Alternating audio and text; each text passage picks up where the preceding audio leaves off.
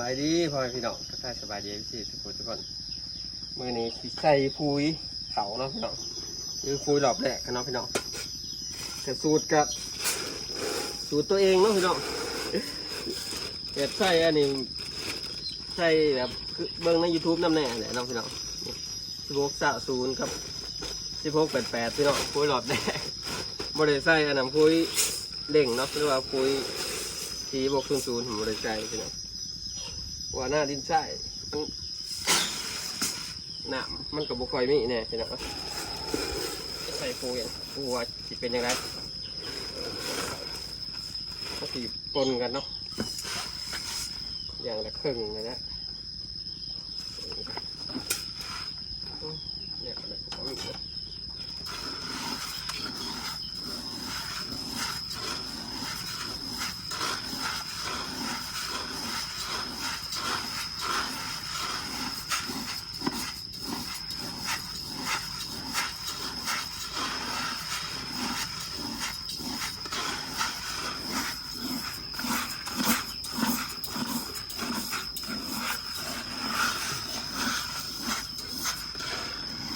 เขาเอาไปให้เลยไม่ใหญ่เรืออีกเรืออีก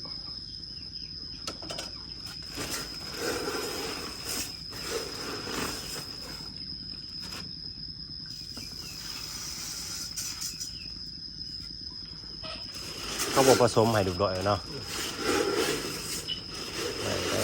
ซื้อเอารถในสอบเดียวกับแป้งพี่น้องเลยแก้กระต่ายตัวนี้นี่6,700,000ปุ๊บ1,000 กว่าบาท6,700,000ประมาณ1,000นะเพราะว่าเงินบาทก็ขึ้นแน่เลยเงินบาทขึ้นดอกเงินเขาเผลอเงินล่าวันเขาเผลอกลับมาเผลออีกละตายแล้วอุ้ยแพะเขาเพราะว่ามันเป็นราคา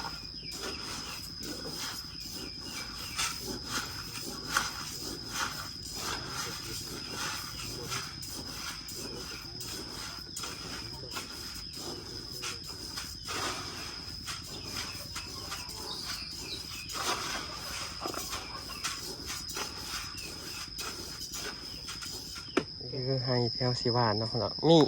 1 2 3 4 5ให้พี่น้องที่บ้านให้แต่มันอยู่หนักเนาะเพราะว่าให้ซุ่มนี้บ่ได้ฉีดยาขาหยาเนาะพี่น้องก็คือพอรอนฉีดแต่ซุ่มบ่มีน้ำเลยคือจังซี่เนาะสีให้ได้มีน้ำกะ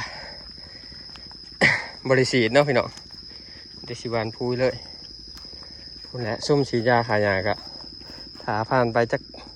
อีกจัก2-3 มื้อก็เนาะให้หญ้ามันตายก่อนเนาะพี่น้องกะตัวตายตัวบ่นะพี่น้องเอ้ยหญ้ากะนี่ลายสนิทบางคนก็ว่าให้ค้างหน้าบางคนจังสีเนาะพี่น้องคือเพิ่นว่าบ่อยากให้ฉีดยานะก็คือหน้าข่อยชวนได้มันจะบ่อยู่น้ำเนาะพี่น้องมันเป็นหน้าโน่นนะหน้าดินทรายบ่อยู่น้ำคือจังซี่นี่บ่อยู่ทางโน่นแห้งคักบ่อยู่เนาะมีแต่1 2 3 4 5ให้นี่แหละที่มันอยู่น้ำพี่น้องที่เหลือหันกะบ่อยู่น้ำแต่ว่าบ่รอนอันนั้นตัดสินใจอันนั้นซื้อยามาฉีดเนาะพี่น้องแต่คนมันกะบริต่อให้หน้าเนาะพี่น้องกะยี่ไงอยู่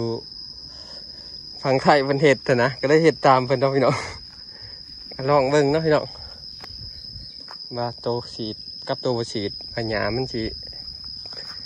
ขึ้นอยู่บ่เนาะโตฉีดกะเดี๋ยววันรอนที่บ้านก็เนาะพี่น้อง1 4 5ให้นี่พูด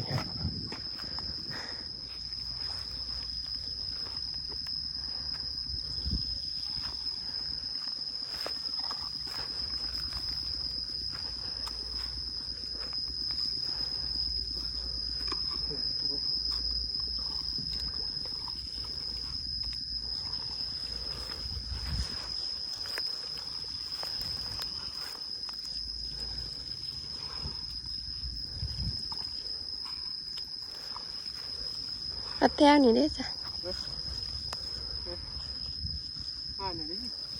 ยัง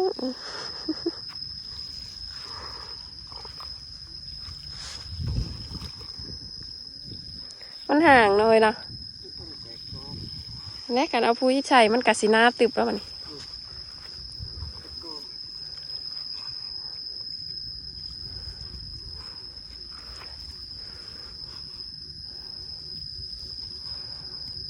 กระบาลไปน้ำดอกแดงมันประทัวเขาก็จะเอามาเสริม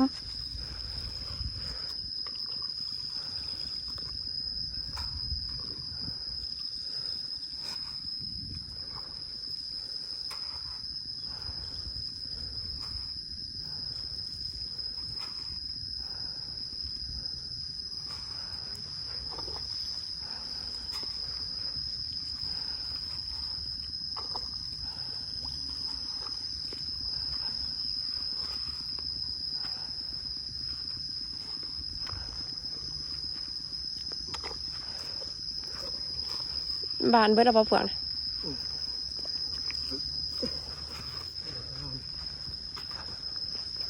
ให้ได้มันให้รุมปะ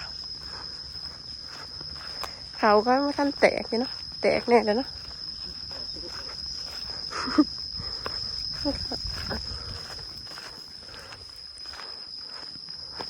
หน้าซองเบื้องต่างกัน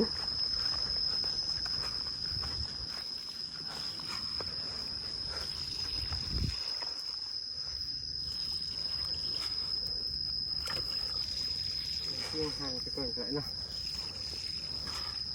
จำมันถั่วแหละถั่วแบบบางๆอะนะต้องซีดไกลๆมันจังตัว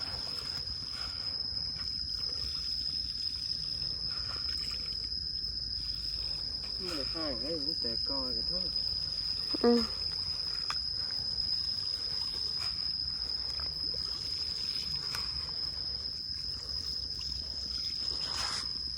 จักมึกเอ้ยมันเห็นหญ้าตายก็จังหญ้ายังเขียวไปลูกมันหน้ามันมีหนามมันเข้าขาตมมันก็เป็นขาตมบ่บ้านตมนะมันก็ออกฮะ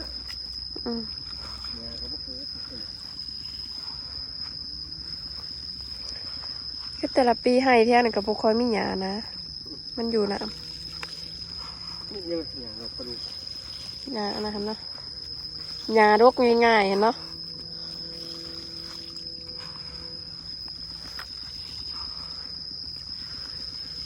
แต่อันนั้นเขายังบ่ถนัดไทยเด็กอยู่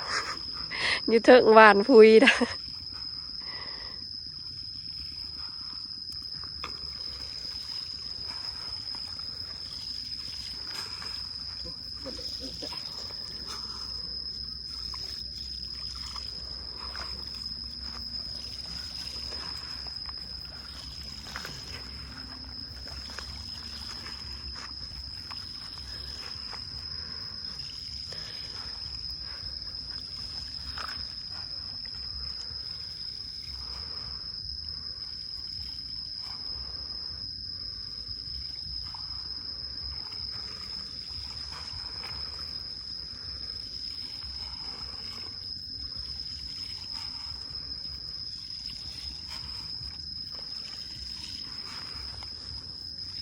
เปื่อยไว้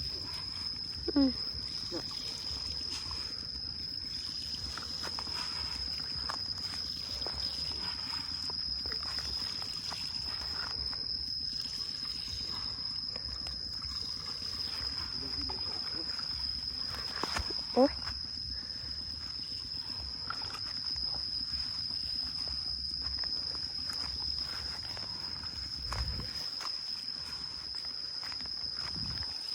ให้บุ้งใหญ่จะบ้านเนี่ยหรอบ่เอ้ยบุ้งใหญ่จะบ้านเนี่ยหรอบ่นี่ให้ข้าวหวานเลยวันออกวันบ่ออก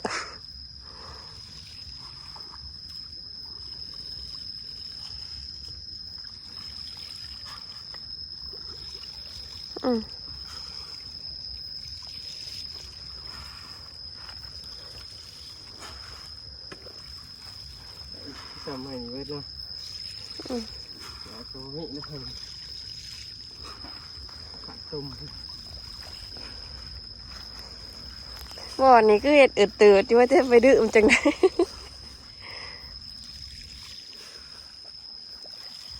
วอนหน้าข่อยแห้งคักข่อยว่างามให้ข่อยว่าน้อยนะ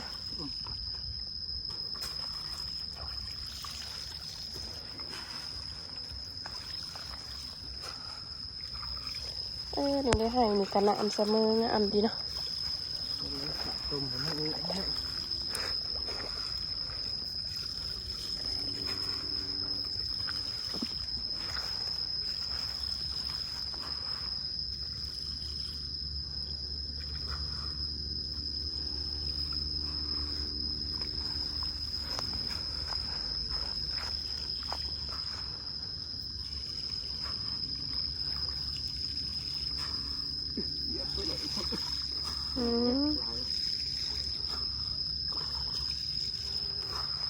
ยองไปนะ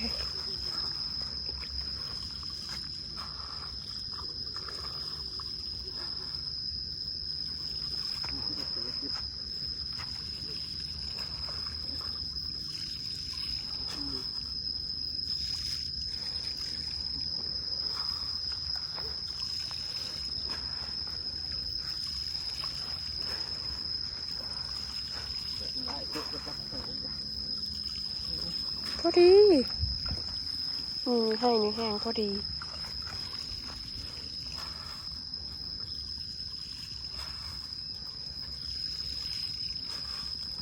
หลายปุยมันกระจาย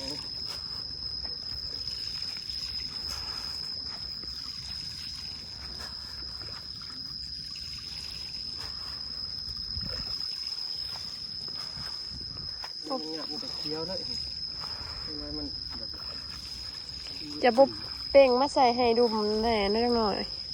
แล้วก็เอาให้ดุมเป่งใส่ให้นะเฮ้ยคำว่ามันได้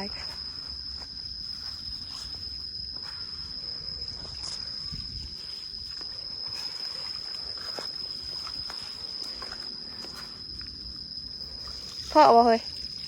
ให้ตัวนี้น้ำขู่จ้ะ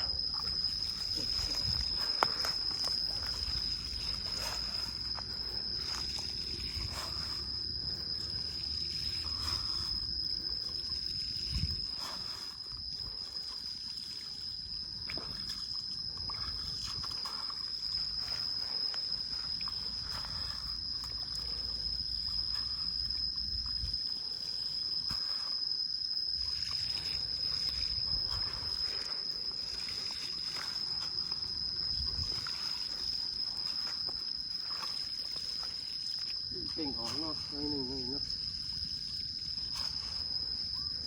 ลายปุ๊บแค่พอดีแหละ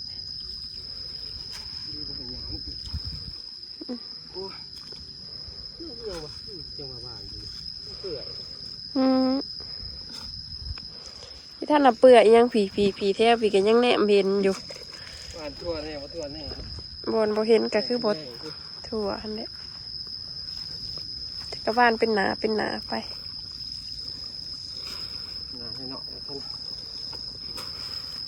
าหน่อยๆผดเปลืองปุยดังเลยก็จังว่าบานว่าถั่วจักเถื่อ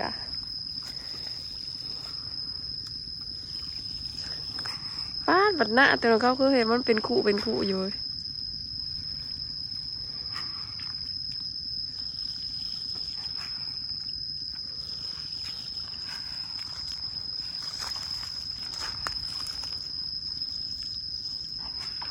ให้แห้งคักแล้วเอาให้